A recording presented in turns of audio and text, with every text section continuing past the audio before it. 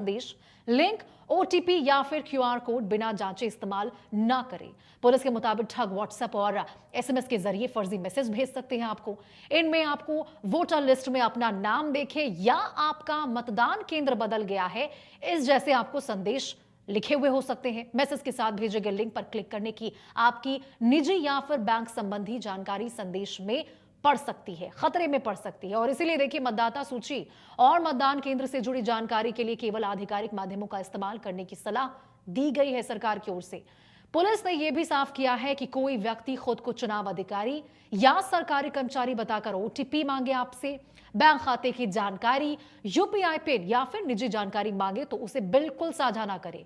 चुनाव के दौरान नेताओं के नाम और आवाज का इस्तेमाल करके फर्जी वीडियो, ऑडियो या डीप फेक भी सोशल मीडिया पर वायरल किए जा सकते हैं। पुलिस ने ऐसे किसी भी वीडियो या ऑडियो को बिना पुष्टि के आगे भेजने से बचने की अपील की है। वहीं देखिए, चुनाव मैदान में उतरने वाले प्रत्याशियों और राजनीतिक कार्यकर्ताओं को अपने सोशल मीडिया खातों पर 2 स्तरीय सुरक्षा यानी कि 2 स्टेज वेरिफिकेशन चालू रखने की सलाह दी गई है।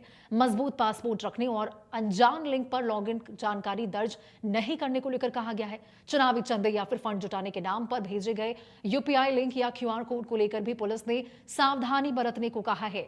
किसी से पैसा प्राप्त करने के लिए यूपीआई पिन डालने की जरूरत नहीं होती और इसीलिए क्यूआर कोड स्कैन करने से पहले पूरी जानकारी की जांच जरूर करें।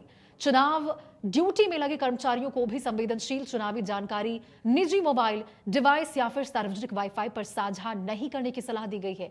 अनजान ईमेल की लिंक और अटैचमेंट खोलने से भी बचने को कहा गया है। अगर साइबर ठगी का शिकार हो जाए तो बिना देरी किए 1930 पर शिकायत करें। पुलिस का साफ संदेश है, चुनावी जानकारी पर भरोसा करने से पहले स्रोत की जांच करें और डिजिटल सुरक्षा में किसी भी तरह की लापरवाही ना बरतें।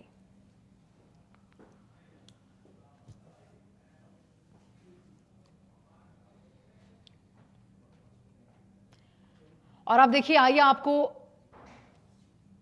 ग्राफिक्स के जरिए भी हम समझाएंगे आगे कि क्यूआर कोड के जरिए कैसे ठगी से सावधान आपको रहने की जरूरत है। फर्जी वीडियो और डीपफेक पर भरोसा आपको नहीं करने की जरूरत है। तो देखिए, यहां पर साइबर ठगों से सावधानी बरतने की आपको जरूरत है, क्योंकि आज के समय में, डिजिटल युग के समय में लगातार जो साइबर ठगी का मामला सामने आ रहा है। आप ग्राफिक्स के जरिए समझिए कि चुनाव से पहले साइबर ठगों का खतरा किस प्रकार से है। पुलिस ने मतदाताओं और प्रत्याशियों को सावधान रहने को लेकर कहा है। फर्जी वोटर लिंक से आप सावधान रहे। ये साइबर ठगों का खतरा लगातार बना हुआ है और यही वजह है कि देखिए, तमाम जो संबंधित अधिकारी है, ओटीपी किसी से भी साझा ना करे। इस बात को आप ध्यान से समझे। क्यूआर कोड जांच कर ही इस्तेमाल करें। फर्जी वीडियो और डीफेक से बचें। किसी भी अनजान लिंक पर क्लिक आप ना करें। बैंक और यूपीआई जानकारी साझा ना करें, क्योंकि देखिए, कोई भी अधिकारी आपसे आपका बैंक डिटेल्स नहीं मांगता, यूपीआई पिन नहीं मांगता। और यही वजह है कि देखिए, चुनाव से पहले जो साइबर ठग एक्टिव होते हुए नजर आ रहे हैं, इस पर शिकंजा कसने की बात कही गई है। अब देखिए, ठगों के निशाने पर कौन कौन है, जरा ये भी समझ लीजिए। मतदाता, फर्जी वोटर लिंक के जरिए ठगी आपसे हो सकती है, तो जो वोटर्स है वो देखिए सबसे ज्यादा। प्रत्याशी भी है। सोशल मीडिया अकाउंट हैक होने का खतरा है उनका। राजनीतिक कार्यकर्ता निशाने पर है। फर्जी संदेश और लिंक का खतरा उनके लिए बना हुआ है। चुनावी कर्मचारी यानी कि संवेदनशील जानकारी लीक होने का भी खतरा बना हुआ है। अब आपको हम बताते हैं कि फर्जी वोटर लिंक से आपको सावधान कैसे रहना है। देखिए, वोटर लिस्ट के नाम पर साइबर ठगी हो रही है। फर्जी संदेश ऐसे हो सकते हैं जैसे कि वोटर लिस्ट में अपना नाम देखे, यह आपको मैसेज आ सकता है। आपका मतदान केंद्र बदल चुका है, ऐसे मैसेज आपको आ सकते हैं। मतदाता पहचान संबंधी जानकारी अपडेट करें, यह भी आपको मैसेज एसएमएस के जरिए या फिर ईमेल के जरिए आपको भेजा जा सकता है। और आपको ऐसा लगेगा जिससे मानो कि वाकई में आपका केंद्र बदल चुका है, तो आप क्या करेंगे कि उस लिंक पर क्लिक करने की कोशिश करेंगे, लेकिन सावधान बरतें। सावधानी क्या बरतनी है? किसी भी अनजान लिंक पर क्लिक ना करें। वोटर संबंधी जानकारी केवल आधिकारिक माध्यम से ही भेजे जाते हैं। तो इस प्रकार से देखिए, चुनाव अधिकारी बनकर ठग आपसे हो सकती है, ये भी एक खतरा है। बैंक खाते की डिटेल मांग सकते हैं आपसे। ओटीपी और बैंक डिटेल कभी साझा ना करें।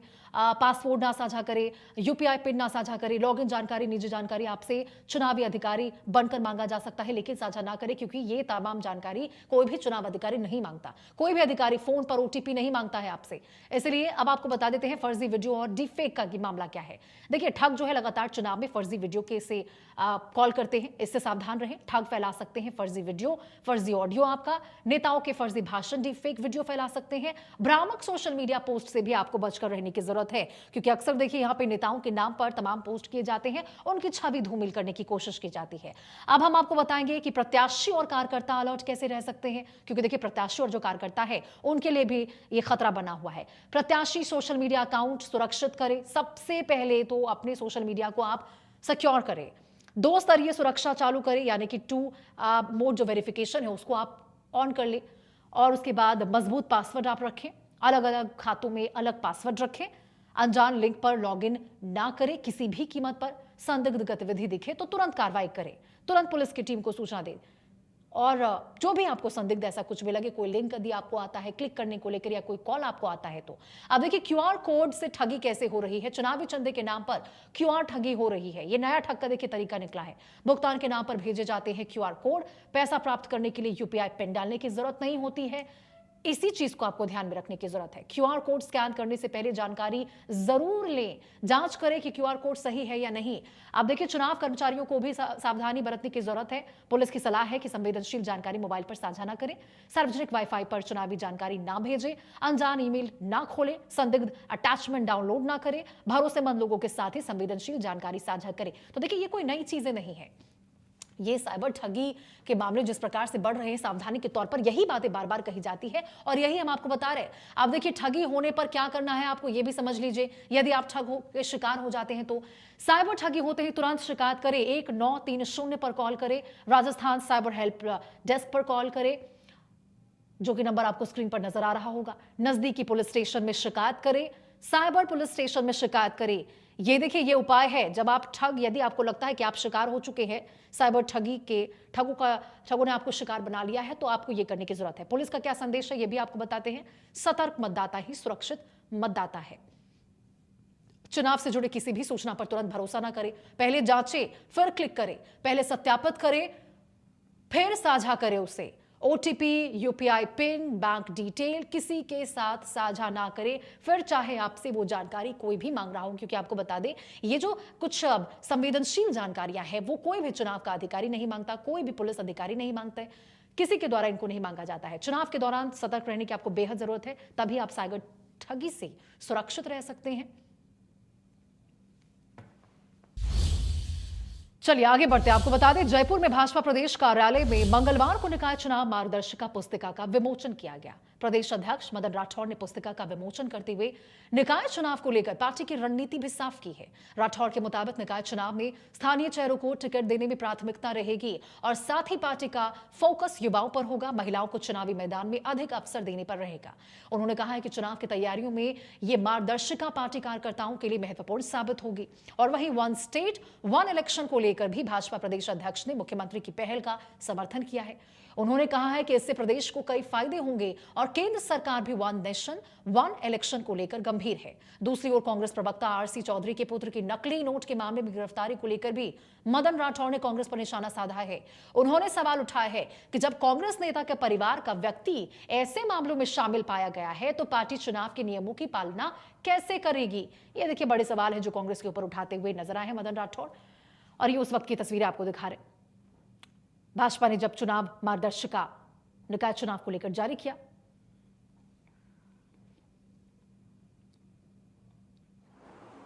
मैं एक परिचय करवा दूं कि मेरे बाईं ओर विराजमान हमारी भारतीय जनता पार्टी के राष्ट्रीय महामंत्री आदरणीय हरीश जी द्विवेदी साहब हैं।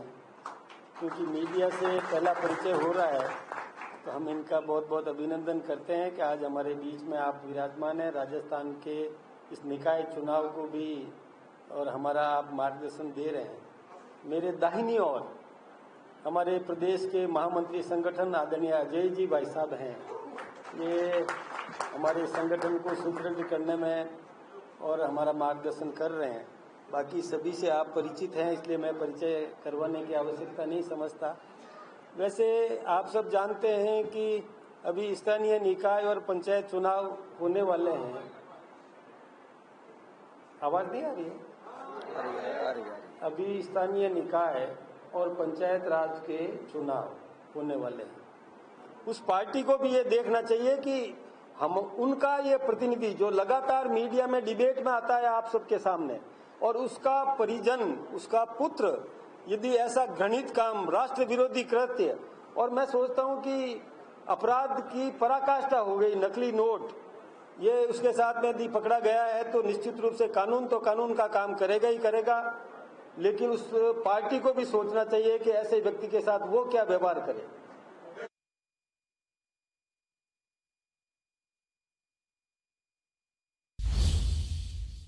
हैं आपको बता दें, कपासन में बीजेपी ने भी चुनावी तैयारियों का आगाज कर दिया है। ऐसा